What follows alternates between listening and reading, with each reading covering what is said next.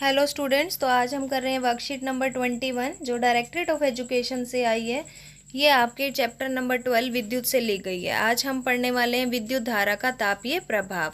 नाम से ही पता चल रहा है कि धारा का तापीय प्रभाव अर्थात किसी भी विद्युत के घटक में से जब धारा का प्रवाह काफ़ी लंबे समय तक होता है तो वह एक तापीय ऊर्जा ऊष्मा को क्षयित करती है। इसे विद्युत धारा का क्या कहते हैं? तापीय प्रभाव।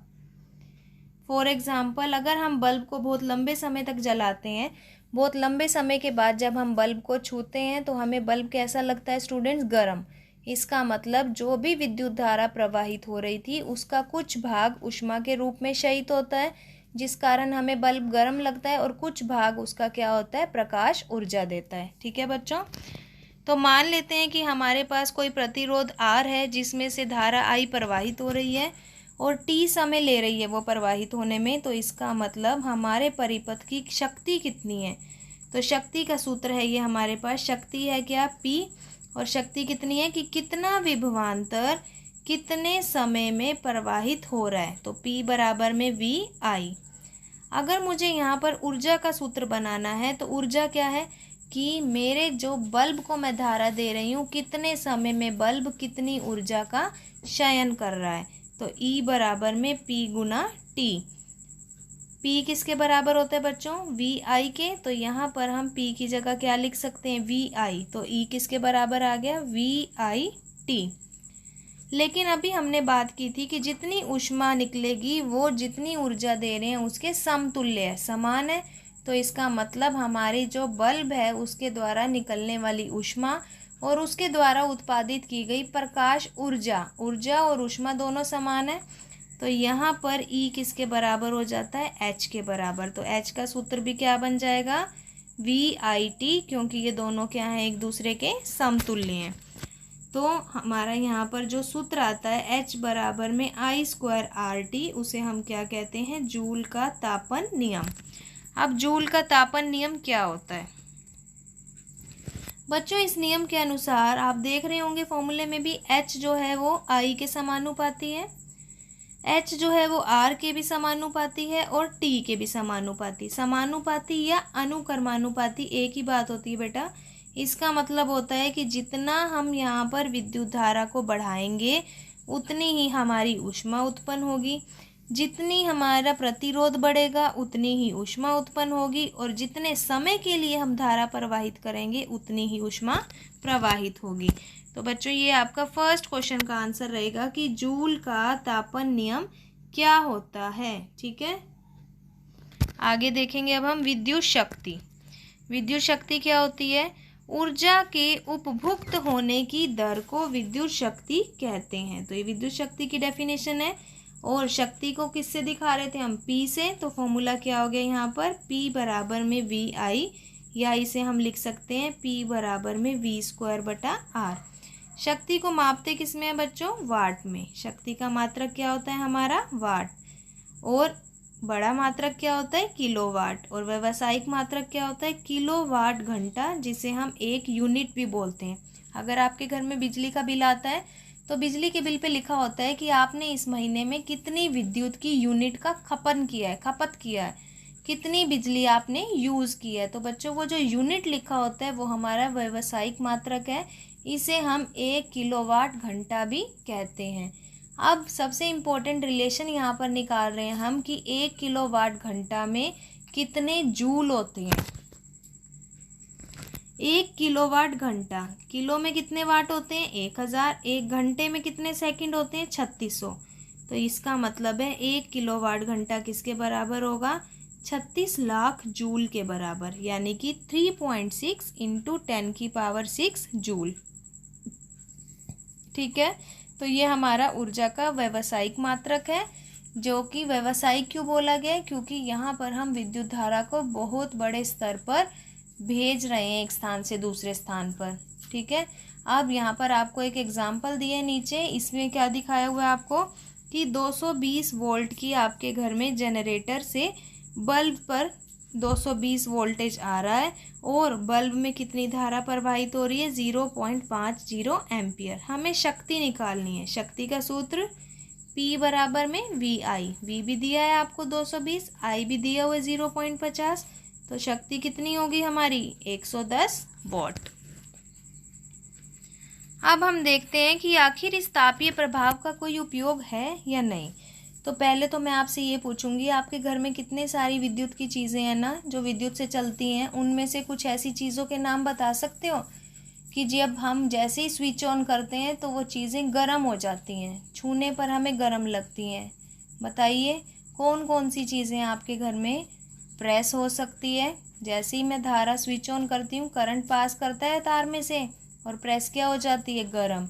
हीटर हो सकता है, हीटर की प्लेट गर्म हो जाती है। टोस्टर हो सकता है विद्युत से चलने वाला। तो बच्चों ये सारी चीज़ें ये क्या दिखाती हैं हमें कि विद्युत धारा प्रवाहित करने पर तापन उत्पन्न होता है। अगर मैं बल्ब की बात करूं तो बच्चों बल्ब भी इसका एग्जाम्पल हो सकता है, क्योंकि बल्ब भी काफ़ी देर चलने के बाद क्या हो जाता है, गर्म। यहाँ तक कि पंखा भी हो सकता है, अगर आप पंखे को काफ़ी लंबे समय तक चलाएंगे और उसके बाद उसके मोटर वाले हिस्से को आप छुएंगे तो वो आपको क्या दिखाई देगा, क्या महसूस होगा, गर्म। तो ये सारा क्या है, विद्युत धारा का तापीय प्रभाव।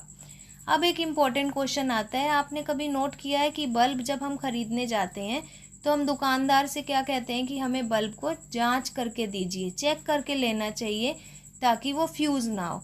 फ्यूज़ ना हो इसकी दो पहचान होती हैं। पहला, जो बल्ब के अंदर का तंतु है, तंतु टूटा हुआ ना हो। अगर बच्चों उसका तंतु टूटा हुआ है तो इसका मतलब वो बल्ब फ्यूज़ है। ठीक है। अब वो तंतु बना किस चीज़ का होता है, तो बच्चों वो तंतु बना होता है टंगस्टन का। किस चीज़ का बना होता है बल्ब का तंतु, टंगस्टन का। हमने उसे तांबे का क्यों नहीं बनाया, एल्यूमिनियम का क्यों नहीं बनाया, टंगस्टन का ही क्यों बनाया, क्या क्वालिटी थी टंगस्टन में।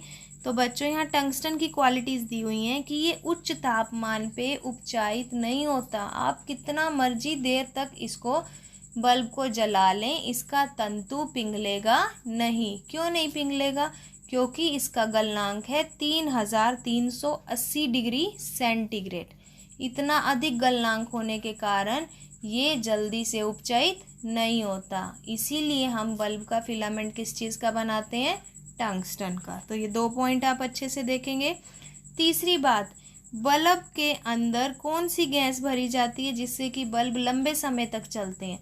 तो बल्ब भी बच्चों अलग अलग गैसेस वाले होते हैं। हमें वही बल्ब लेना चाहिए जिसके अंदर नाइट्रोजन या आर्गन गैस हो। नाइट्रोजन और आर्गन गैस वाला बल्ब हमेशा उसकी आयु क्या होती है, ज़्यादा, उसका तंतु लंबे समय तक चलता है। ठीक है बेटा, ये आपका आंसर है क्वेश्चन नंबर 3 का कि बल्ब का तंतु हमें टंगस्टन का क्यों बनाना चाहिए। आगे अब हम पढ़ते हैं फ्यूज़। फ्यूज़ के बारे में आपने सुना होगा, घर में जब भी कभी एकदम से विद्युत धारा का प्रवाह ज़्यादा होता है तो हम कह देते हैं कि फ्यूज़ उड़ गया। आखिर वो फ्यूज़ है क्या। आजकल फ्यूज़ नहीं का चलन नहीं है। आजकल आप देखेंगे कि घरों में एमसी लगी होती है। जैसे ही धारा का प्रवाह ज़्यादा होता है एमसी डाउन हो जाती है और फिर हम उसे क्या करते हैं, ऊपर कर देते हैं, जिससे कि हमारे घर में चलने वाली विद्युत युक्तियाँ खराब होने से बच जाती हैं। लेकिन इस फ्यूज़ को सुरक्षा युक्ति क्यों कहा गया। फ्यूज़ क्या होता है बच्चों, हमारे घर में जब भी शॉर्ट सर्किट होता है या ओवरलोडिंग, ओवरलोडिंग का मतलब धारा का प्रवाह जितना होना चाहिए उससे अधिक मात्रा में होता है, तो फ्यूज़ क्या करता है, धारा की अधिक मात्रा को अपने में से प्रवाहित होने देता है। और अधिक मात्रा में धारा आने के कारण फ्यूज़ की तार क्या हो जाएगी, पिघल जाएगी। जैसे ही फ्यूज़ की तार पिघलेगी हमारा सर्किट टूट जाएगा और धारा जो है वो हमारे घर की विद्युत युक्तियों को कोई भी नुकसान नहीं पहुंचा पाएगी। इसीलिए फ्यूज़ को क्या कहा जाता है, सुरक्षा युक्ति। फ्यूज़ हमेशा लाइव तार के साथ श्रेणी क्रम में जुड़ता है। श्रेणी क्रम में क्यों जुड़ता है, ये हमने कल ही पढ़ा था कि श्रेणी क्रम का मतलब कि आने वाली विद्युत धारा जो है वो सभी अप्लायंसेस में सेम आएगी। तो जैसे ही अत्यधिक विद्युत धारा आती है, श्रेणी क्रम होने के कारण वो सारी विद्युत धारा सबसे पहले किस में जाएगी, फ्यूज़ में। और फ्यूज़ क्या करेगा, अपनी तार को पिघाल कर गिरा देगा, जिससे कि परिपथ टूट गया और हमारे घर की जितनी भी विद्युत युक्तियां हैं वो खराब होने से बच गई। अगर हम इसे पार्श्व क्रम में लगाते तो क्या होता, तो यह हमारे घर की युक्तियों की सुरक्षा नहीं कर पाता। क्यों? क्योंकि पार्श्व क्रम में धारा का प्रवाह एक जगह से ना होकर अलग अलग भागों में होता है। ठीक है। फ्यूज की विद्युत क्षमता उपकरण की तुलना में अधिक है। फ्यूज की क्षमता क्या होती है? ज़्यादा होती है। जितने भी हमारे घरों में विद्युत युक्तियां हैं उनसे ज़्यादा होती है। तो फ्यूज हमेशा किस चीज़ का बनाना चाहिए? ऐसी मिश्र धातु का जिसका गलनांक कम हो। अगर मैं इसका गलनांक ज़्यादा रखूँगी तो धारा के प्रवाह होने पर भी, शॉर्ट सर्किट होने पे, ओवरलोडिंग होने पर, अति भारण होने पर ये कभी भी मेल्ट नहीं होगा, जिससे कि हमारे घर की युक्तियों को नुकसान हो सकता है। तो आशा करती हूँ कि आपको फ्यूज़ के बारे में पता चल गया होगा। क्यों बोला जाता है इसे सुरक्षा युक्ति? क्योंकि ये शॉर्ट सर्किट और ओवरलोडिंग के समय हमारे घर के बिजली उपकरणों की रक्षा करता है। क्यों करता है? क्योंकि इसका गलनांक कम होता है और ये क्या हो जाता है? पिघल जाता है, जिससे परिपथ टूट जाता है और युक्तियाँ खराब होने से बच जाती हैं। ये आपका क्वेश्चन नंबर 2 का आंसर है। ठीक है। तो फर्स्ट क्वेश्चन हम कर चुके हैं, सेकंड हम कर चुके हैं, थर्ड हम कर चुके हैं। फोर्थ क्वेश्चन में ट्रू और फॉल्स है। फ्यूज लाइव तार से जुड़ा होता है, सत्य या असत्य? तो इसका आंसर है सत्य। ये लाइव तार से जुड़ा होता है। पांचवा क्वेश्चन बच्चों आपका एक न्यूमेरिकल है, इसे हम हल करेंगे। बहुत ही आसान है ये। इसमें आपको 2 चीज़ें दी हुई हैं, एक टीवी सेट और एक दिया हुआ टोस्टर। उन्होंने बोला है टीवी सेट जो है 250 वोट का है, 1 घंटे तक चलता है। टोस्टर 1200 वोट का है, 10 मिनट के लिए चलता है। किसमें ज़्यादा विद्युत ऊर्जा उपभोग होगी? तो अब हम यहाँ पर विद्युत ऊर्जा निकालने वाले हैं। विद्युत ऊर्जा का फॉर्मूला क्या होता है बेटा? E बराबर में P इंटू टी। तो सबसे पहले मैं किसकी निकालूंगी? टीवी सेट के लिए ऊर्जा निकालूंगी। तो टीवी सेट है उसको हम मान लेते हैं E1। किसके लिए? टीवी सेट के लिए। फॉर्मूला क्या है इसका? P into T. P यानी कि शक्ति। शक्ति आपको दी हुई है 250 वोट। कितनी देर के लिए चला है टीवी? 1 घंटे के लिए। तो ऊर्जा कितनी आ गई यहाँ पर? 250 जूल। दूसरा है हमारा बच्चों टोस्टर। टोस्टर की बात करते हैं तो टोस्टर के लिए मैंने यहाँ पर लिख लिया है E2। फॉर्मूला वही सेम रहेगा, P इंटू टी। ये है हमारा 1200 वाट का और ये चलता है कितना? 10 मिनट। जब हम ऊपर समय घंटे में ले रहे हैं तो यहाँ भी 10 मिनट को हम पहले घंटे में परिवर्तित करेंगे। तो यहाँ पर हमारी कितनी आ जाएगी शक्ति? ऊर्जा आ रही है 200 जूल। अब दोनों में से बताइए कौन ज़्यादा ऊर्जा की खपत कर रहे हैं यहाँ पर? Very good, TV set. तो हमारा आंसर क्या आएगा कि ऊर्जा की ज़्यादा खपत किसने की है? टीवी सेट ने। ठीक है बेटा। चलिए अब हम वर्कशीट की तरफ चलते हैं। आशा करती हूँ ये वर्कशीट आपको अच्छे से समझ आ गई होगी कि तापीय प्रभाव क्या होता है, जूल का तापन नियम क्या है, धारा के तापीय प्रभाव को हम घरों में कहाँ कहाँ देखते हैं, और शक्ति क्या है, और व्यावसायिक मात्रक क्या है। क्या होता है व्यावसायिक मात्रक? किलोवाट घंटा या 1 यूनिट बोला जाता है। अगर बेटा आपको ये वर्कशीट अच्छे से समझ आ गई है, हमारे चैनल लर्निंग लाइट को लाइक कीजिए, अपने फ्रेंड्स के साथ शेयर कीजिए, और अगर आपने अभी तक सब्सक्राइब नहीं किया तो जल्दी से सब्सक्राइब कीजिए ताकि हर वर्कशीट का फर्स्ट नोटिफिकेशन सबसे पहले आप ही को मिले। Thank you.